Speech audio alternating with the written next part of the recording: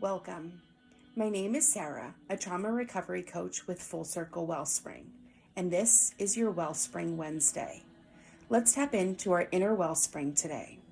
This week, I want to discuss the 4 F's.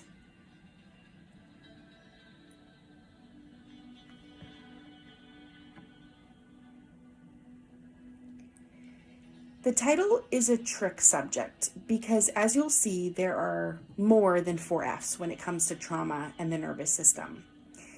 It is still called the 4 F's in psychology, though, and I bet you know at least 2 of them. The 4 F's are the main stress response types of mammals.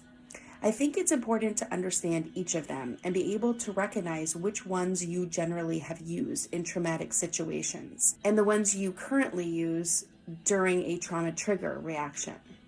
With this knowledge, you can begin to realize when you are going into a 4F response and learn how to calm yourself during the event, as well as perhaps start to pinpoint what prompted it.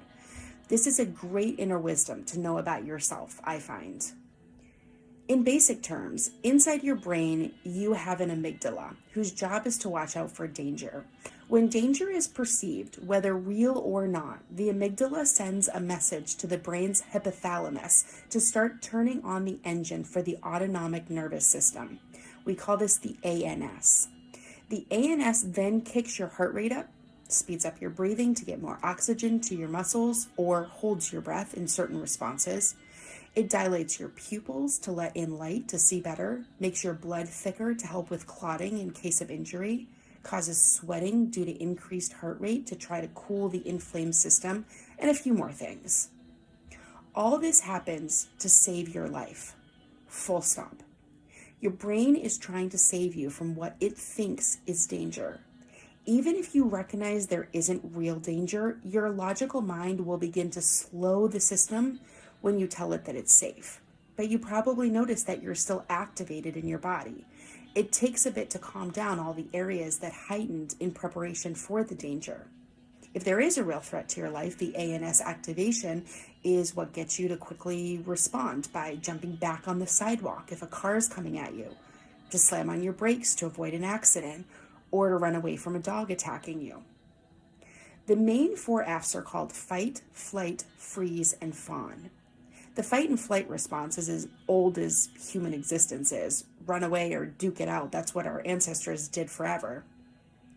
In humans now, these responses have sometimes become normal ways of life in everyday circumstances to anything that may seem hard at all, not just the fear of true danger.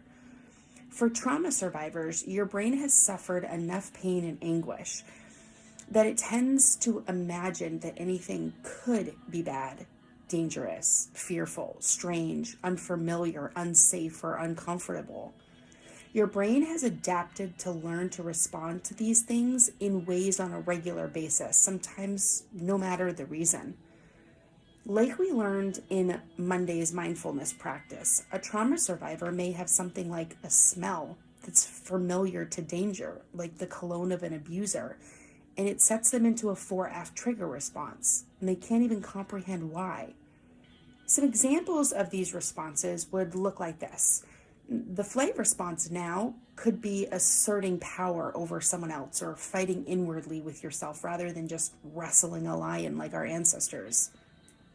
The flight response could be any type of escape used to avoid conflict or potential danger, not just to run away when you're in it.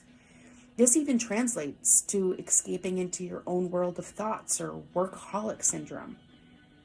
Freeze is a big one because in the mammal world, this shutdown response, based on the circumstance, is to either try to trick the opponent into thinking you are dead or to literally start shutting down your body in preparation for death. The freeze response may be dissociating regularly throughout the day or avoiding human contact altogether because you believe humans are innately dangerous to you. In trauma, the freeze response looks like the body shutting down for death.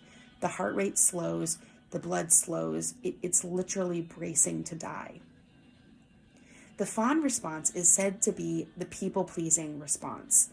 In a traumatic event, this could be a child who's trying to calm the people around them to avoid the danger that they sense is imminent. In regular post-traumatic events, this becomes a people-pleasing perfection, which is a developed coping skill to try to keep everyone else happy so that they don't become a safety risk. It's born out of fear. If you're a trauma survivor, you may have a hybrid of some of these tendencies. For instance, you may try to placate an aggressive situation that reminds you of an abusive father that you used to be able to calm with fawning. But you may completely run away from the first signs of deep connection with a friend because your brain remembers the way your siblings would use your vulnerabilities to manipulate and psychologically abuse you. There's so much to say on this topic, really. I tend to find anything related to human personality and characteristics fascinating. If you're interested to know your 4F type, but you're struggling with the self-introspection to do so, I'd love to help support you in learning more about these and getting to know your responses and the reason behind them. I also like to add more Fs to this conversation because I believe there are also stress responses like fix, which is akin to doing and helping. Function, just keeping on going in the system of your inner world. Feel, stopping and feeling the stress and healing it.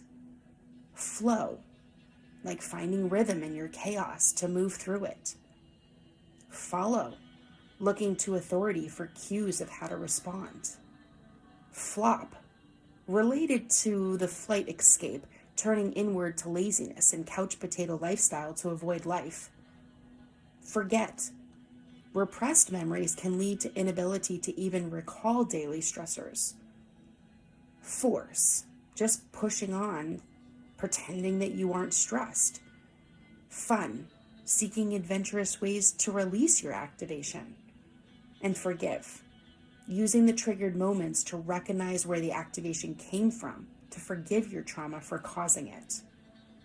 There's a lot to explore here, and even more to discover about your inner world.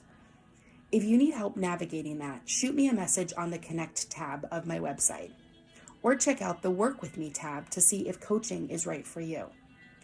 Knowing your body and brain's response choices is helpful in figuring out where your trauma response came from, unlocking the ways to calm your activation, and finding some freedom from these triggers.